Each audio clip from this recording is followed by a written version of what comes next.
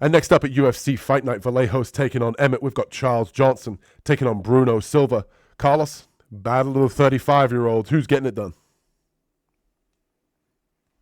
I'm going to go with Silva. I think he's just really fast. He's got fast hands, fast feet. He can get inside. He can do some work while he's in there, and I think he can slip a couple punches here and there from Johnson. Because Johnson, although he's not slow, he's a pretty good athlete. It's just when you extend on those punches, it leaves Silva a chance to come inside. But I just think Silva's fought the better competition, and I feel that Johnson, although he's getting better all the time, and he did just come off a bad loss, I just think that he's not on the level of Silva. Plain and simple. I don't think he's there. I gave him the benefit of the doubt over Alex Perez. Perez, I know he's more high level than that, but inactivity as opposed to Johnson, who was active and winning, I gave him the benefit of the doubt, and Perez just put him out. I had a feeling that would happen too. So I'm going to go with Silva to get it done. I just don't think Johnson's on his level.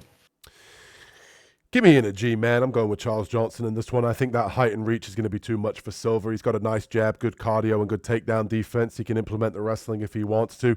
Silva's no slouch, though. I do agree with Carlos. I think he's also a little bit underrated at this point. He has fought the higher level of competition, and he struggled in that sense. And I think he is going to have the speed advantage here. He's good on the ground at scrambling, but I think Charles Johnson's going to be too big for him. That 5-inch height discrepancy here is going to be on display. I don't think Silva's going to be able to get it to the mat. I think on the feet, Charles is going to be able to fight on the outside and really just use his counters.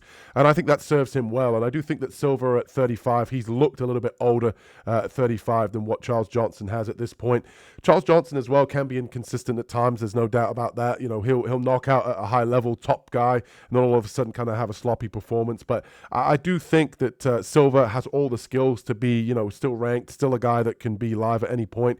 Good guillotines as well if Charles Johnson does decide to grapple. But I do think that height's going to make it very difficult for Silva to get the takedowns. And if it plays out on the feet, although Silva will have the speed discrepancy, I think Charles can pump the jab, tap the low kick, and ultimately win a decision here with volume and with his boxing. So give me Charles Johnson to get this one done.